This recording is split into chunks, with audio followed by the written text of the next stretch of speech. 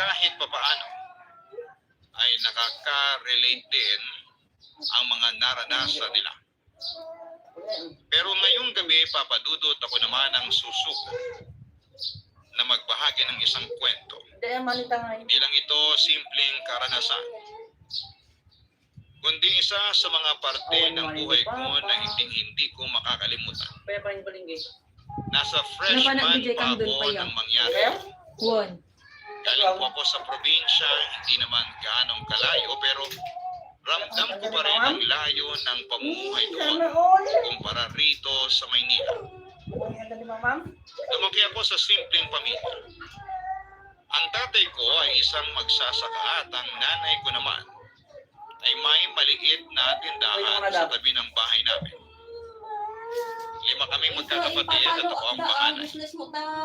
Kaya't mulat sa buhay nakasanayan kong maging responsable. Tumulong sa gawaing bahay, alagaan ang mga nakababata sa amin.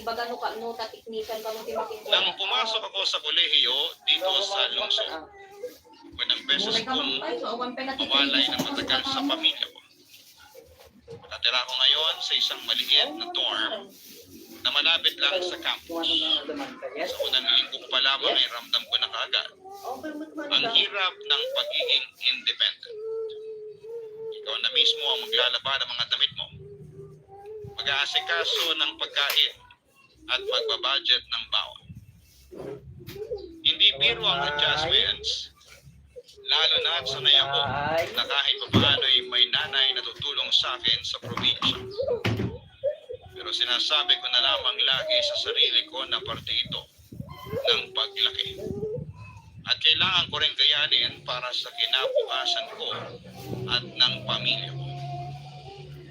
Bukod sa mga regular na klase, required din kami na kumuha ng ROTC. Doon nagsimula ang mga karanasan na gusto kong ibahagi sa inyo.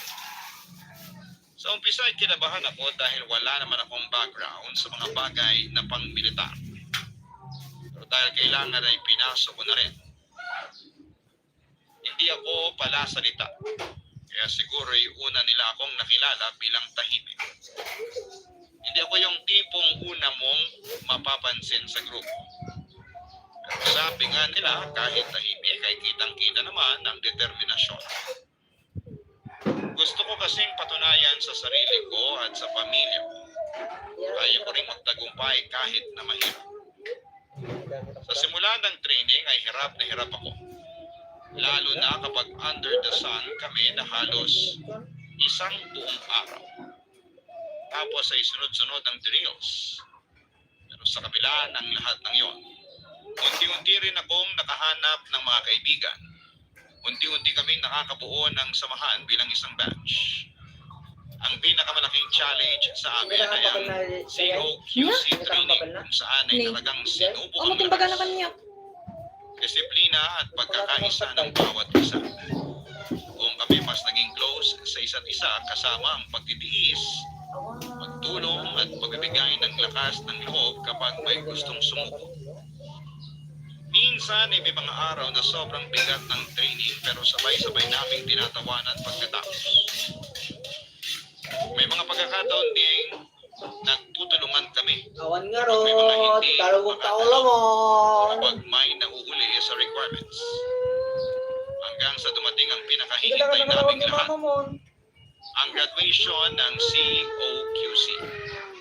Isa yung malaking bagay para sa amin dahil tanda yun. Ginaya namin ang lahat ng pagsubok at opisyal na kaming kabilang sa hanay ng mga respetadong cadet officers.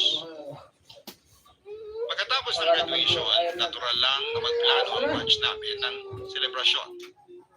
Nagkaroon ng group chat at doon nagsimula ang usapan tungkol sa outing. Sabi ng iba ay dapat daw sa resort lamang malapit sa campus para mabilis. Yung iba naman ay gusto sa beach para mas makapag-relax. Hanggang sa may nabanggit ng White Beach sa Batangas. Kung tutusin ay hindi pa ako nakakapunta roon. Pero sabi nila ay maganda raw ang lugar. May white sand at nature. sakto para sa isang overnight bonding. Halos lahat kami ay na-excite, lalo na first time naming mag-outing bilang grupo. Pero sa gitna ng kasiyahan ay may isang senior na biglang nagsalita. Sigurado ba kayong kaya ninyong lugar na yun? May kakaibang tono ang pagkakasabi niya. Hindi ko alam kung biro lang ba o may gustong ipahiwatig. Iba'y natawa lang at hindi na pinansin niyo. Pero sa isip ko ay may gumuhit na katanungan. Ito kaya ang ibig niyang sabihin doon. Dumating ang araw ng outing. Kita-kita kami sa harapan ng campus at sumakay sa nirentahang van. Masaya ang lahat at punong-puno ng energy. May dala ang iba ng gitara. Kaya hindi nawala ang kantahan habang nasa biyahe.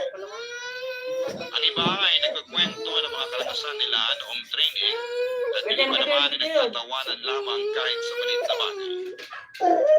Habang nasa biyahe ay napansin ko na unti-unting lumalayo kami sa kabihasnan. Unti-unting nagiging tahimik ang paligid. Puro mga puno at bundok na lamang ang nakikita ko sa labas ng bintana.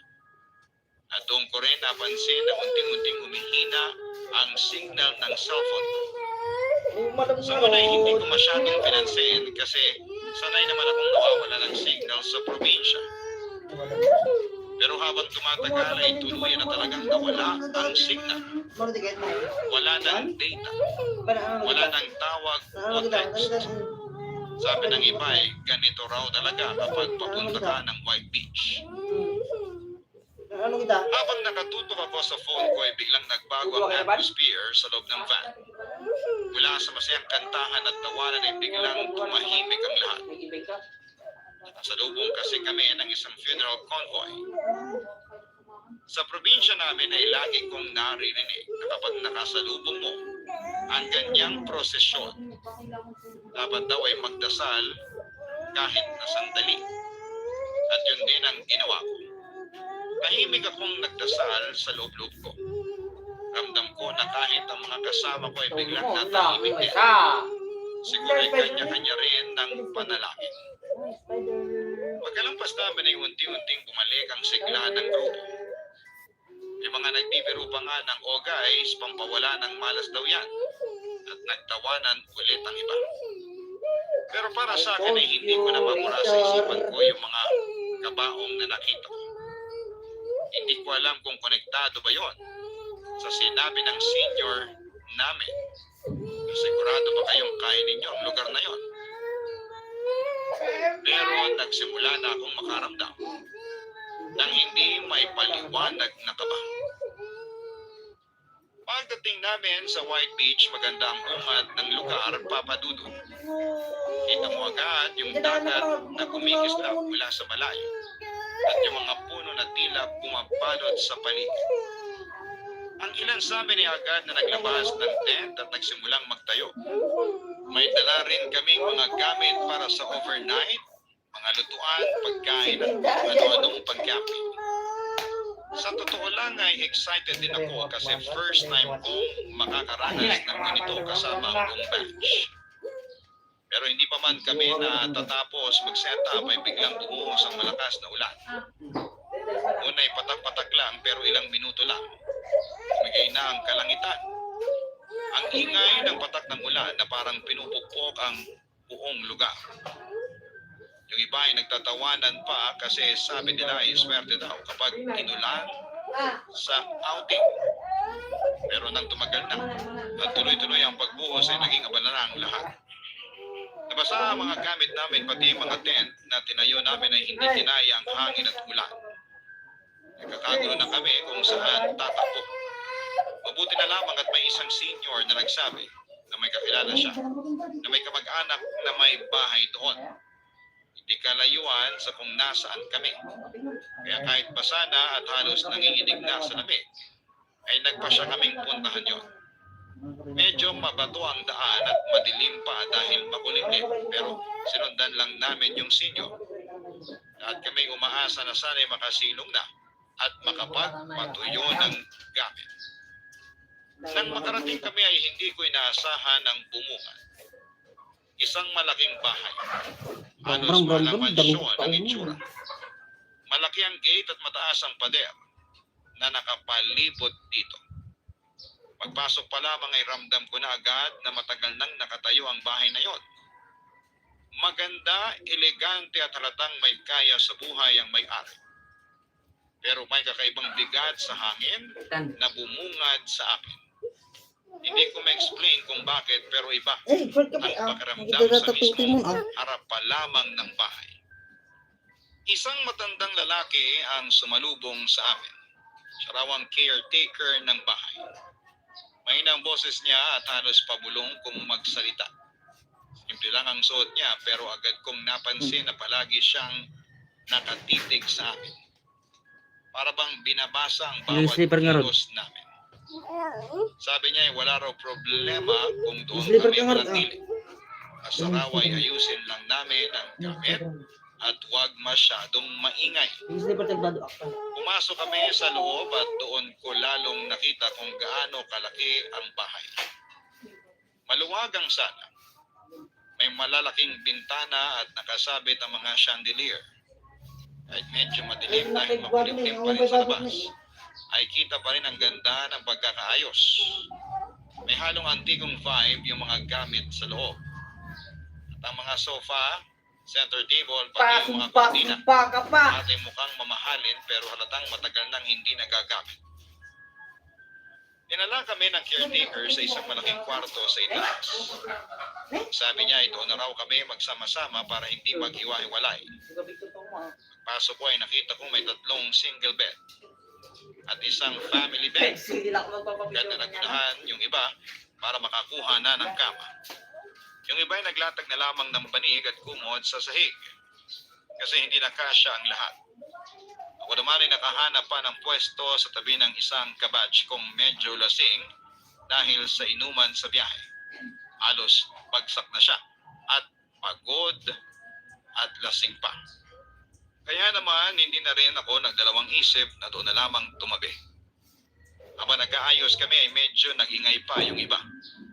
May nagkukulitan, may nagbubulungan ng mga jokes at may kumakain pa ng baon. Pero nang magtagal ay unti-unti na rin natahimik ang lahat. Siguro ay dahil sa pagod at dahil na rin sa lamig ng panahon. May ilaw naman sa kwarto pero hindi ito maliwanag. Isang dim light lang mula sa lampshade ang nagbigay ng liwanag. Sa ganung uri ng ilaw ay halos anino lang namin ang nakikita. At mas nangingibabaw ang kadiliman. Unti-unti na akong nakaramdam ng antok pero bago ako tuloy-tuloy na makatulog, ay napansin kong halos lahat ay tahimik na. May mga mahihinang bulungan pa mula sa dulo ng kwarto. Pero karamihan ay nakapikit na at nagpapahinga. Kinuha ko ang cellphone ko para sana maglaro pero halos ubos na rin ang battery. Kaya napilitan akong hanapin ang charger ko. Habang kinakapa ko ang gilid ng kama, ay bigla akong may naramdaman na may natamaan akong malamig na bagay. Una, iniisip ko na baka tela lamang ng kumot o unan. Pero nang ipagpatuloy ko ang pagkapkap, bigla kong nakapa ang tila paa. Malamig yon at sobrang lamig at may kasabay na telang madulas na dumadampi sa balat ko. Napahinto ako. At halos nanigas ang buo kong katawan sa kinakatayuan ko. Hindi ako makagalaw at hindi ako makapagsalita. Hindi ko na tinuloy ang paghahanap ng charger at mabilis kong tinakpan ang buong katawan ko ng kumot. Ramdam ko ang bilis ng tibok ng dibdib ko. At pilit kong kinakalma ang sarili ko. Pero bago pa ako makatulog ay biglang nagising ang buong kwarto sa malakas na sigawan. 2 sa mga kasama ko ang nagsisigaw at parehong hawak ang ulo nila. Napatayo ang ilan at agad na binuksan ang ilaw. Sabi ng 2 ay may biglang na nabunot ng buhok nila habang natutulog. Kitang-kita ko sa mukha nila ang gulat at takot. Yung iba naman ay nagdududa at sinabing baka trip lang o biro. Pero parehong nagtatayuan ang balahibo ng 2. at sinasabing hindi nila kilala kung sino ang gumawa noon. Nagkaroon pa ng pagtatalo kung seryoso ba yon o hindi. Ang iba ay pinipilit na biro lamang, pero halatang nanginginig ang boses ng dalawang kasama namin. Ako naman ay hindi ko masabi kung ano ang gagawin ko. Pinili ko na lamang na manahimik dahil hanggang ngayon ay ramdam ko pa rin sa kamay ko yung malamig na paa na nakapako kanina. Habang nagkakagulo, napatingin ako sa bandang balcony ng kwarto. May sliding door doon na nakabukas ng kaunti. At mula sa kinakaroonan ko ay kita ko ang labas. Doon ko nakita ang isang babae na nakaputing damit, nakatayo lamang. Hindi siya gumagalaw at nakaharap lang sa amin. Napakagat ako sa labi ko at halos hindi makahinga. Agad kong siniko ang senior na gising pa at nakaupo sa kabilang kama. Itinuro ko ang balcony at kitang-kita ko sa reaksyon niya na nakita rin niya ang babaeng yon. Hindi kami makapagsalita pero nagkatinginan lamang kami at parehong alam na hindi normal ang nakikita namin. Pagkatapos naming makita yung babaeng nakatayo sa balcony, ay doon ko talaga naramdaman na hindi na magiging normal ang outing namin. Lalo na noong biglang nawala yung babae. Kahit anong pilit ng ilan na ibalik ang dating saya, yung kwento-kwento at biruan ay ramdam ko na pilit lang ang lahat. Walang sino man ang tapat na nakangiti. At kung tumawa man ay halata na gawa-gawa lamang para gumaan ang pakiramdam. Pero hindi gumaan. Mas lalo pa ngang bumigat kasi kahit pilitin mong iwaksi, yung mga nakita mo ay may naiiwan ng marka sa isipan mo. Nahimik kaming nakaupo sa sala nung bigla na lamang may isa sa mga babae naming kasama ang napahaguluhol ng iyak. Akala ko nung unay baka napikon lang o nag-aaway sila ng isa. Pero hindi. Iba yung itsura ng mukha niya. Maputla siya, nanginginig ang labi at tumuturo siya sa dingding na parang may nakikita siyang mas matindi pa kesa sa mga nakita namin sa balcony. Lahat kami napatingin kung saan siya nakaturo. Doon namin.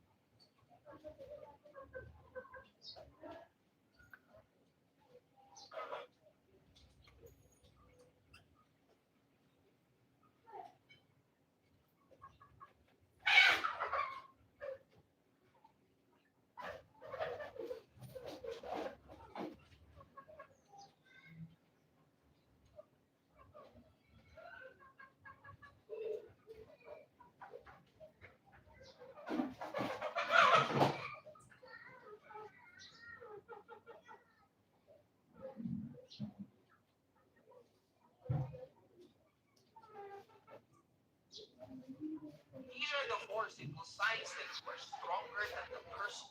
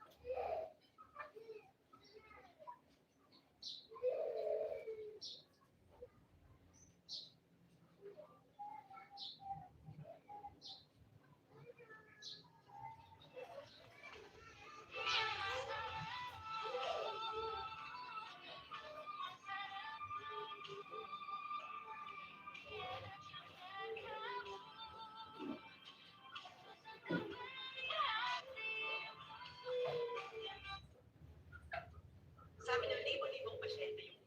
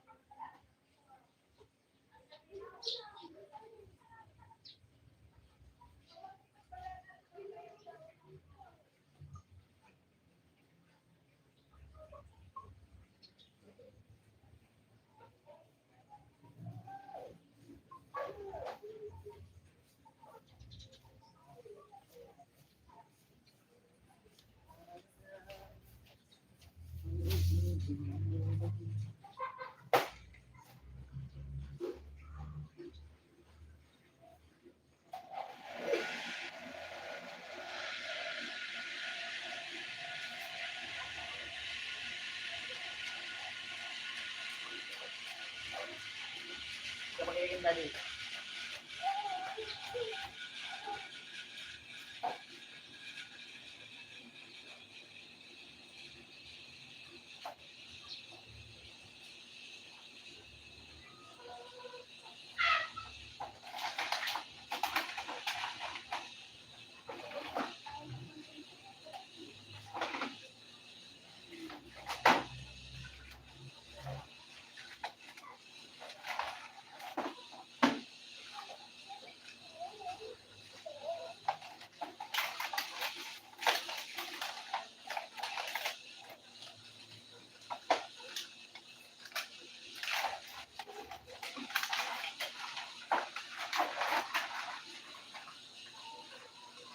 Nanganata. Nanganata. Helicopter. Data. Wow. Data. Yes, sir.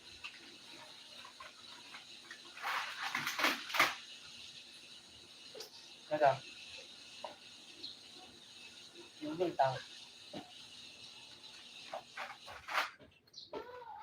Data. Data na ka na.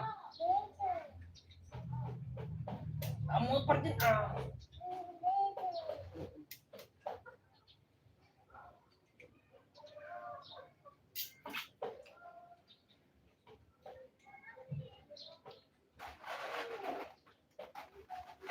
Data. Ang data.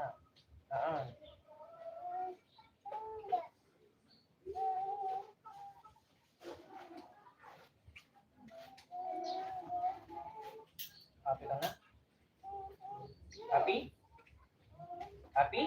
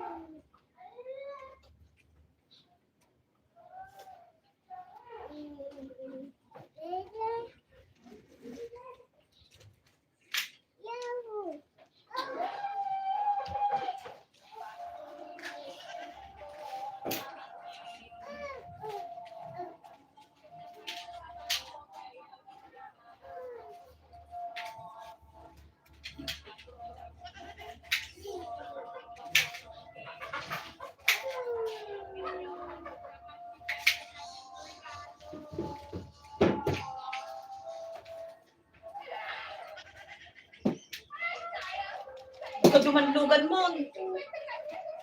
Ano, nakunkun naman ti. Lugan dito yun.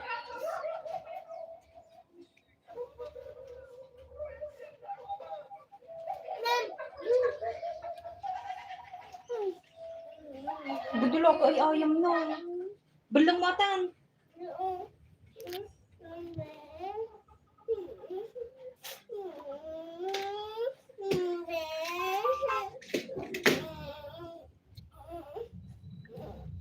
Aray!